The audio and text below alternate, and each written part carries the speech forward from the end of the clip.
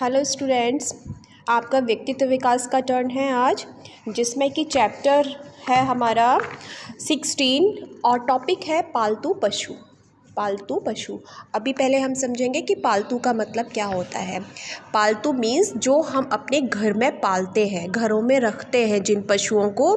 पशु मीन्स जानवर, उनको हम पालतू पशु बोलते हैं।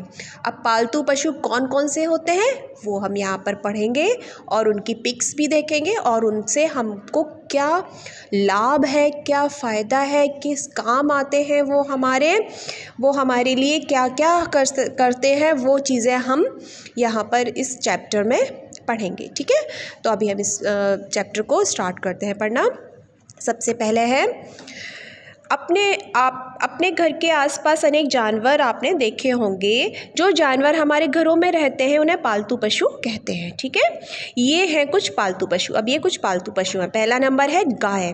गाय उपयोगी घरेलू पशु है। घरेलू मीन्स ये हिंसक जानवर नहीं है। हिंसक मीन्स जो कि बहुत जल्दी आक्रामक हो जाता है या आपको चोट पहुंचाने वाला होता है, वो जानवर नहीं है। ये गाय बहुत ही शांत स्वभाव की होती है। गाय, इसको हम माता भी बोलते हैं, गौ माता बोलते हैं ना।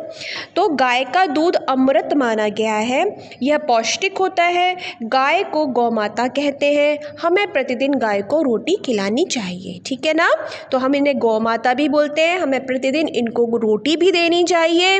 और ये गाय ज़्यादातर सफ़ेद रंग की होती है, लेकिन पीले रंग की भी गाय होती है, काले रंग की भी गाय होती है। ठीक है ना, तो ये गाय आपको, इसका जो दूध होता है बहुत ही पौष्टिक होता है, अमृत के तुल्य या अमृत के समान माना गया है। नेक्स्ट है भैंस। गाय के समान ही भैंस भी दुधारू पशु है। दुधारू मीन्स दूध देने वाली। इसका दूध गाढ़ा होता है। बच्चों देखो, यहाँ पर जो गाय का दूध बताया गया है वो अमृत तुल्य माना गया है और इसका दूध थोड़ा पतला होता है, लेकिन यहाँ पर जो भैंस का बताया जा रहा है वो गाढ़ा दूध होता है। भैंस प्रायः काली भूरी रंग की होती हैं।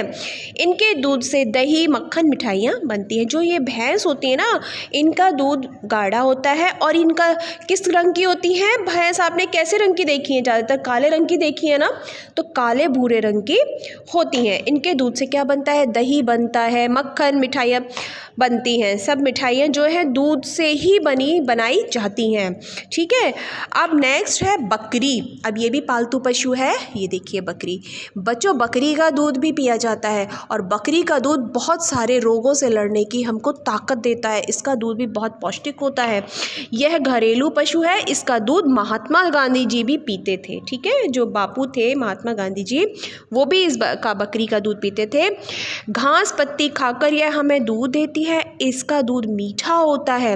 बकरी का दूध डेंगू बुखार वाले मरीज को लाभकारी होता है। देखा, जो आपने भी क्या मैं बताया यहाँ पर, जिसको डेंगू का बुखार हो जाता है उसके लिए बहुत फ़ायदेमंद होता है बकरी का दूध। उसको कच्चा ही पीना चाहिए, जिससे कि उसमें जो रोगों से लड़ने की क्षमता है वो बढ़ती है इसके दूध को पीने से। तो देखो बच्चों, ये 3 अभी हमने आपको बताए घरेलू पशु कौन कौन से जो दूध देते हैं, गाय, भैंस और बकरी। ठीक है, अब आगे देखते हैं आगे और क्या है इसमें लिखा हुआ। कुत्ता। ये देखिए, यहाँ पर इसकी पिक दी गई है कुत्ता की। तो इसमें क्या है? यह स्वामी भक्त पशु होता है। ये हमारे घर की रखवाली करता है। छोटे बच्चों को इनसे दूर रहना चाहिए। अब ये जो कुत्ता है, यानी इंग्लिश में इसको डॉग बोलते हैं, ये बहुत ही वफादार जानवर माना जाता है। एक बार अगर आप इसको प्यार से आपके पास रह लेगा ये, तो आपको कभी ना तो भूलेगा और आपके लिए हमेशा वफादार रहेगा। आप कहीं जाते हैं, जिन बच्चों के पास में कुत्ता होगा, घरों में रहता होगा, उनको इस बात का पता होगा कि यदि आप लोग कहीं जाते हो तो घर में अगर कुत्ता है तो छोड़ जाते हो, तो वो पीछे से पूरी रखवाली करता है घर की। कोई किसी को अंदर नहीं आने देता। या घर में भी आप होते हो तो जैसे ही कोई आता है, डोरबेल बजाता है, नॉक करता है, तो सबसे पहले जो डॉग होता है, कुत्ता होता है, वही भौंकता है कि कौन आया। या आप सो भी रहे हो अंदर घर में, कुत्ता बाहर बैठा रहता है और वो देखता रहता है कि कौन आ रहा है, कौन जा रहा है। अगर कोई गलत इरादे से घर में घुसने की कोशिश करता है तो वो हमको भौंक भौंक कर अवेयर कर देता है हमको चौकन्ना कर देता है कि कोई आ रहा है घर के अंदर, ठीक है ना।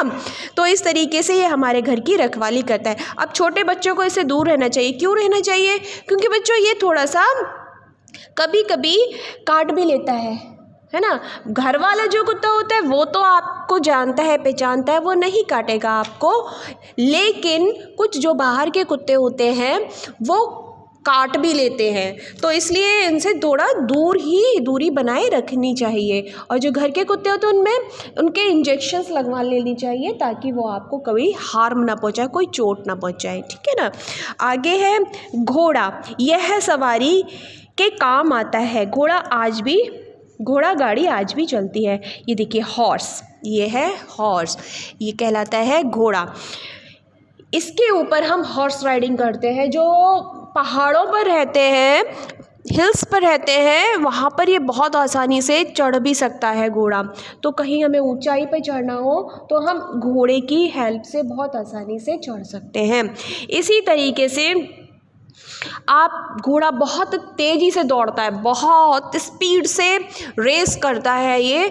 तो हमें कहीं पहले जब पुराने ज़माने में आपने देखा होगा कि गाड़ियाँ और संसाधन कम थे तो घोड़ा ही से जाया जाता था, घोड़े से लड़ाइयाँ की जाती, घोड़े के ऊपर बैठ के लड़ाइयाँ की जाती थी। जब भी युद्ध होते थे तो घोड़ा या हाथी ही पर बैठ के किए जाते थे। तो इसलिए करते थे कि घोड़ा बहुत ज़्यादा चौकन्ना होता है, खूब तेज़ दौड़ सकता है, कोई पीछा आपका करे तो ये बहुत स्पीड में दौड़ सकता है, ठीक है ना। तो इस तरीके से घोड़ा की गाड़ियाँ भी होती हैं, तो ये सवारी के काम भी आता है। अब ऊँट पालतू पशु है। यह सवारी व सामान ढोने के काम आता है। इसे रेगिस्तान का जहाज कहते हैं। ये देखिए, ये जो ऊँट है ना, ये पालतू पशु है।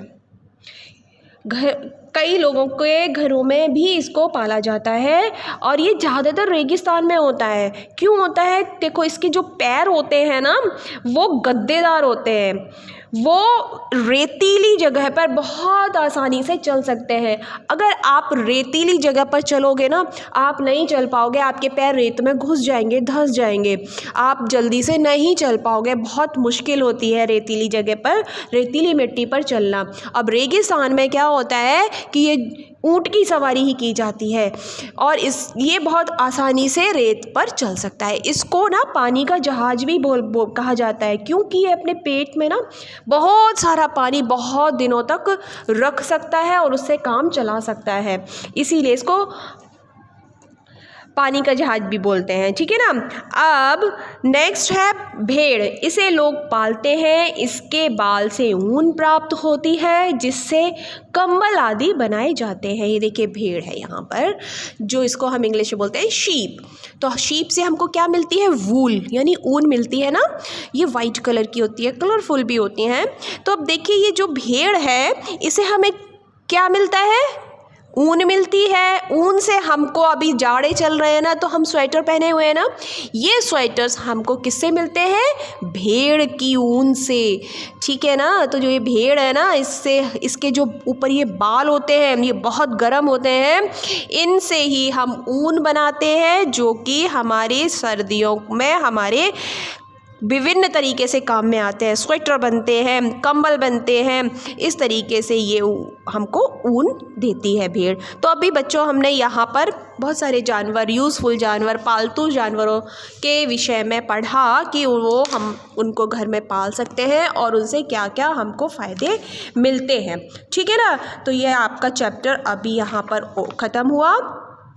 बाकी के आपको मैं अभी इसकी बुक एक्सरसाइज सेंड करूँगी और जो इसके क्वेश्चन आंसर्स हैं वो सेंड करूँगी, ठीक है। आपको जो चीज़ समझ में न आए आप फिर से वीडियो देखिए और समझने की कोशिश कीजिए। Okay, thank you, have a nice day.